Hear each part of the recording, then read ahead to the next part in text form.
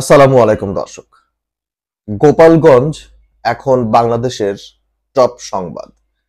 আমরা দেখছি গতকাল থেকে এখন অবধি গোপালগঞ্জে কি হচ্ছে। গোপালগঞ্জে এনসিপির নেতাকর্মীরা তারা গেছেন এবং সেখানে কথা বলেছেন। তারপর আমরা জানি অলরেডি যে ওখানে গন্ডগোল হয়েছে, সেনাবাহিনী হস্তক্ষেপ করেছে, তারপর আইন শৃঙ্খলা রক্ষাকারী বাহিনীও হস্তক্ষেপ করেছে এবং আমরা দেখেছি কিভাবে আওয়ামী লীগ এবং ব্যান্ড ছাত্রলীগ মানে নিষিদ্ধ ছাত্রলীগের যারা কর্মীরা রয়েছেন তারা কিভাবে হামলা চালিয়েছেন। এটা একটা দিক। অপর দিক হচ্ছে আপনার এনসিপির যারা নেতাকর্মীরা রয়েছেন তারা সেখানে গেছেন এবং সেখানে মুজিববাদ মুর্দাবাদ এমন তারা ভাষণ দিয়েছেন। এখন এই পুরো ঘটনাটি গতকাল থেকে নিয়ে এখন অবধি এই পুরো ঘটনাটি আমি কিভাবে দেখছি এবং আমার মতামতটি কি সেটি আমি আজকে আপনাদের সামনে একটু তুলে ধরছি।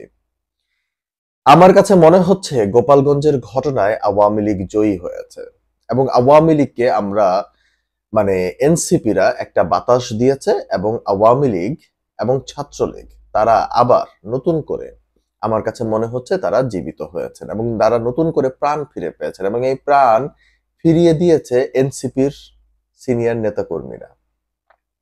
আমি প্রথম থেকেই বলছি, বারবার বলেছি যে এনসিপির যারা নেতাকর্মীরা আছেন তারা আসলে এখনো খুবই অনভিজ্ঞ এবং তারা খুব বেশি একটা রাজনীতি এখনো শিখতে পারেন। আপনি হয়তোবা ভাবছেন যে এইখানে এনসিপির জয় হয়েছে, কিন্তু আসলে আমি দেখছি এখানে আওয়ামী লীগের জয় হয়েছে।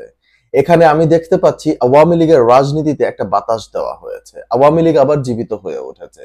যেই শক্তিকে আপনারা পরাজিত করেছেন বলে দাবি করছেন বা যে শক্তির বিরুদ্ধে আপনারা দাঁড়িয়েছেন সেই শক্তিকে আপনারাই আবার পুনরুজ্জীবিত করে এসেছেন গতকাল। এটা হচ্ছে আমার দেখার নজর। এখন আপনাদের নজর হতে পারে যে সেখানে এনসিপি গেছে, এনসিপির জয় হয়েছে, এনসিপি সেখানে মুজিববাদ মুর্দাবাদ বলে এসছেন।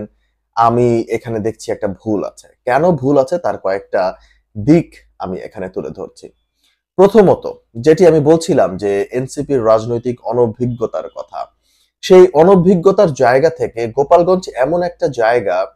আর সর্বপ্রথম আমি আপনাদেরকে আরো একটা ব্যাপার যেটা বুঝাতে চাইছি সেটা হচ্ছে, দেখেন আওয়ামী লীগের রাজনীতিটা হচ্ছে একটা আইডিওলজির উপরে রাজনীতি। তারা কিন্তু একটা আইডিওলজিকে বিলিভ করে এবং তাদের আইডিওলজি খুবই শক্ত।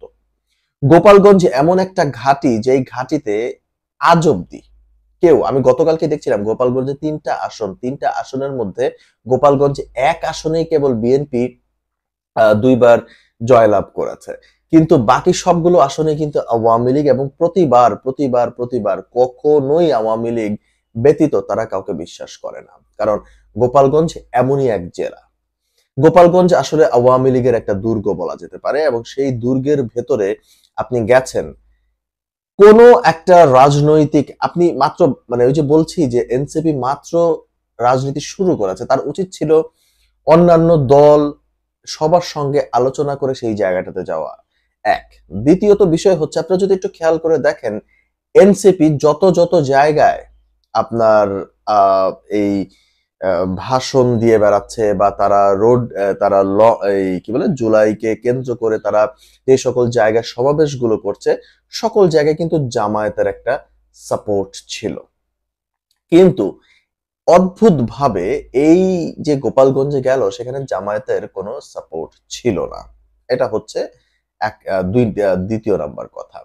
তৃতীয় নাম্বার কথা হচ্ছে, আমার কাছে মনে হচ্ছে আমি প্রথমে ভেবেছিলাম যে ওকে ফাইন তারা যাচ্ছে, এটা হয়তো তাদের একটা রাজনৈতিক কৌশল হতে পারে, কিন্তু পরবর্তীতে আমরা যেটি দেখলাম আপনার এনসিপি সেখানে গেছে, যাওয়ার আগে তারা অনেক ধরনের স্ট্যাটাস আমি দেখেছি। সার্জিস আলমের একটা স্ট্যাটাস যেমন আমি আপনার উদাহরণ দিতে পারি, সে বলছে সেখানে আমরা মুজিববাদের কবর রচনা করে আসব যদি ফিরতে পারি, আর যদি না ফিরতে পারি তো নাই। মানে এই যে এই ধরনের প্রভোকেটিভ স্ট্যাটাস, এটা কি দেওয়া ঠিক হলো কিনা সেটাও কিন্তু একটা বিবেচনার বিষয় রয়েছে। আপনি সেখানে যাবেন, আপনি সেখানে রাজনৈতিক আপনার যে মানে কার্যক্রম আছে সেটি আপনি পরিচালনা করবেন, করে আপনি চলে আসবেন, কিন্তু সেখানে বসে এত স্ট্যাটাস দেওয়া বা এই সকল কিছুর দরকার পরে নাই। আচ্ছা, আন্দোলন মানে আপনাদের এই সমাবেশটা ছিল হচ্ছে জুলাইয়ের একটা অংশ, তারপরে আবার এই সমাবেশটা কিভাবে লং মার্চ টু গোপালগঞ্জ হয়ে গেল, এখানেও কিন্তু একটা ভাববার বিষয় রয়েছে। এত ফ্লাকচুয়েটিং যদি আপনাদের পরিস্থিতি হয় বা এত ফ্লাকচুয়েটিং যদি আপনাদের অবস্থা হয়, তাহলে কিন্তু রাজনীতিতে একটা ভয়ঙ্কর ভুল বার্তা যাবে এবং সেই ভয়ঙ্কর ভুল বার্তাটা কিন্তু ধ্বংসের ডাক দিবে বলেই আমি মনে করছি। তো এখন সব থেকে বড় কথা হচ্ছে এই যে সেখানে যাওয়া এবং আমি মনে করি যে আওয়ামী লীগ এই কার্যক্রমকে ঘিরে একটা বড় আয়োজন করেই রেখেছিল এবং সেই জায়গার থেকে তারা একটা পুরো দেশকে একটা বার্তা দিতে পেরেছে যে আমরা কিন্তু অ্যাক্টিভ, আমরা কিন্তু এনার্জেটিক, এবং সেই এনার্জির বেসিসে এখন অল ওভার বাংলাদেশ আপনারা যেই শক্তিকে পরাজিত করে করার দাবি করছেন সেই শক্তি কিন্তু অল ওভার বাংলাদেশ আবার আস্তে আস্তে আস্তে আস্তে অ্যাক্টিভ হবে। তারা কিন্তু এইটাকেই ক্যাশ করবে এবং এইটাকে ক্যাশ করে কিন্তু তারা সামনে এগিয়ে আসবে। তো এখন আওয়ামী লীগকে পুনর্জীবিত করলো কে? আওয়ামী লীগকে পুনর্জীবিত পুনর্জীবন কিন্তু আপনারাই দিয়েছেন।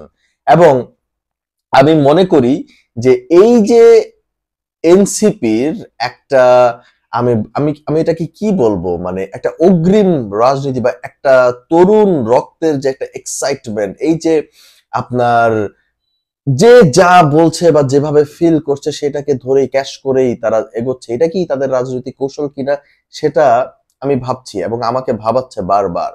এবং গতকালকে যদি আমরা দেখি যে এই আম, আপনার সমাবেশকে ধরে বা এই কার্যক্রমকে ধরে এনসিপি আপনার আর্মি পুলিশ নিয়ে সেখানে আপনার গেলেন, কই ভাই, আর্মি পুলিশের ছত্রছায়ায় তো আপনারাও ছিলেন, আর্মি পুলিশ ছাড়া তো আপনারাও কিছু করতে পারলেন না, আর্মি পুলিশ ছাড়া তো আপনাদেরকে কেউ বাঁচাইতে পারলো না। কালকে যেভাবে আপনাদেরকে ঘিরে ধরছিল, আপনারা তো আর্মি ছাড়া মানে সেনাবাহিনী ছাড়া আপনারা সেখান থেকে বাইরে হইতে পারতেন না। বারবার একটা ভিডিও সামনে আসছে যে সেনাবাহিনী, তারপরে হচ্ছে সার্জিস আলম আপনার সেনাবাহিনীর গাড়ি থেকে যান থেকে বের হয়ে তারপরে হাসনাতকে ধরে আনছে, পিছন থেকে হাসনাতকে ধাক্কা দিয়ে ভিতরে ঢুকানো হয়েছে। এই যে বিষয়গুলো, এগুলো কিন্তু একটা ভয়ানক বার্তা দেয়। এই আপনারাই সেনাবাহিনী নিয়ে নানান কথা বলেছেন, আজকে তো সেনাবাহিনীর সাপোর্টেই আপনাদেরকে গোপালগঞ্জ থেকে বের হয়ে আসতে হয়েছে, সেই সেনাবাহিনী আপনাদেরকে সাপোর্ট করলো। আর সব থেকে বড় কথা, যে পুলিশ বাহিনীর উপরে বারবার আপনার অ্যালিগেশন দিচ্ছেন, সবকিছু দিচ্ছেন, সেই পুলিশই দেখা গেছে যে আমরা আমরা এটা ভিডিও চিত্রে এটা একদম ক্রিস্টাল ক্লিয়ার যে পুলিশই কিন্তু সেখানে টিয়ার শেল নিক্ষেপ করেছে আপনাদের হয়ে, আপনাদেরকে সেভ করেছে এবং সেইগুলো কিন্তু একদম খুবই স্পষ্ট হয়ে উঠেছিল। অতএব পুলিশের উপরে দোষারোপ করা কিংবা আইন শৃঙ্খলা রক্ষাকারী বাহিনী যারা রয়েছে তাদের উপরে দোষারোপ দেওয়াটা আসলে আমাদের বন্ধ করা উচিত বলে আমি মনে করছি।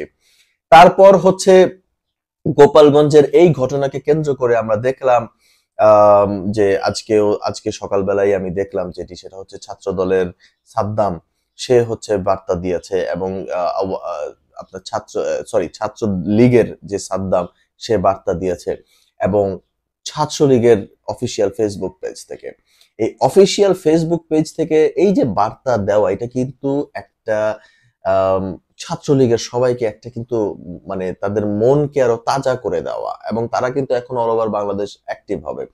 তো আমি মনে করি সবকিছু মিলিয়ে আওয়ামী লীগকে আপনারা জয়ী করে দিয়েছেন, আওয়ামী লীগ এখানে জয় পেয়েছে।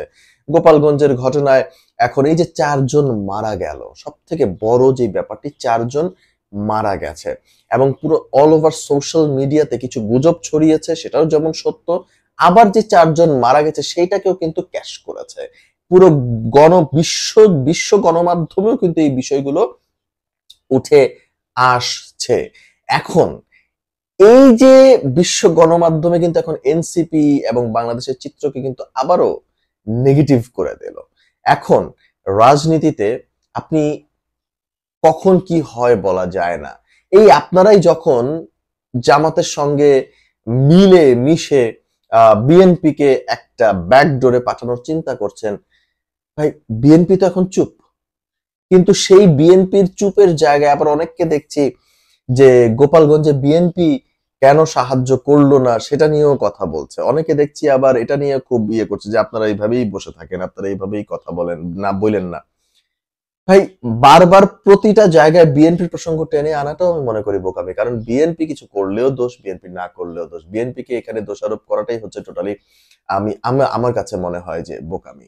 কিন্তু গোপালগঞ্জে এই যে ১৪৪ ধারা বা কারফিউ জারি হচ্ছে, এটা আমার কাছে এখন যেটি মনে হচ্ছে, পুরো সোশ্যাল মিডিয়াতে যে বিষয়গুলো উঠে আসছে সেটা হচ্ছে যে এই গোপালগঞ্জ হচ্ছে একটা অন্য দেশ। কথা তো একদম সত্য, গোপালগঞ্জ প্রমাণ করে দিয়েছে যে এটা আসলেই অন্য দেশ, সেটা হচ্ছে আওয়ামী লীগের ঘাঁটি। এবং সেইখানে কোনো পরিকল্পনা ছাড়া হঠাৎ করে লং মার্চ টু গোপালগঞ্জ দেয়া, মানে আপনাদের একটা মানে এই একটা সমাবেশ চলছে, একটা কার্যক্রম চলছে, হ্যাঁ, সেই জুলাইয়ের কার্যক্রম থেকে বের হয়ে আপনারা লং মার্চ টু গোপালগঞ্জ দেয়া, এগুলো হচ্ছে টোটালি বোকামি। এবং আপনাদের বোকামির কারণে ৪ জন মানুষ মারা গেছে, এবং সেই ৪ জন মানুষের মারা যাওয়ার ঘটনাকে এখন ক্যাশ করে তারাই পুনর্জীবিত হচ্ছে। অতএব দিন শেষে আমার কাছে মনে হয় যে এমন কিছু ঘটনা সেখানে ঘটে গেছে, যেই ঘটনাগুলো আওয়ামী লীগকে ফুয়েল করবে, এবং আওয়ামী লীগ আরো সামনে রাজনীতির করার আরো একটা আমি বলি আমি মনে করি একটা এনার্জি পাবে।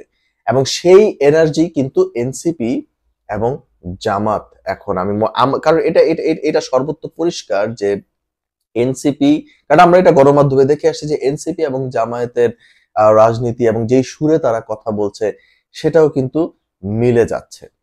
অতএব আমি মনে করতে পারি যে এনসিপি এবং জামায়াত এখন একটা ব্যাকডোরে হয়তো বা আলোচনা করছে। সো অতএব এই মানে পরিকল্পনা, এনসিপির পরিকল্পনা আমি মনে করি যে আওয়ামী লীগকে জয়ী করে দিয়েছে, এবং আওয়ামী লীগকে বাংলাদেশের রাজনীতিতে আবারও প্রাসঙ্গিক করে দিয়েছে, এবং আওয়ামী লীগ আবার রাজনীতি করার একটা এনার্জি পাবে বলেই আমি মনে করছি। বাকি দর্শক আপনারা কি মনে করছেন সেটি অবশ্যই কমেন্টের মাধ্যমে জানিয়ে দিতে পারেন।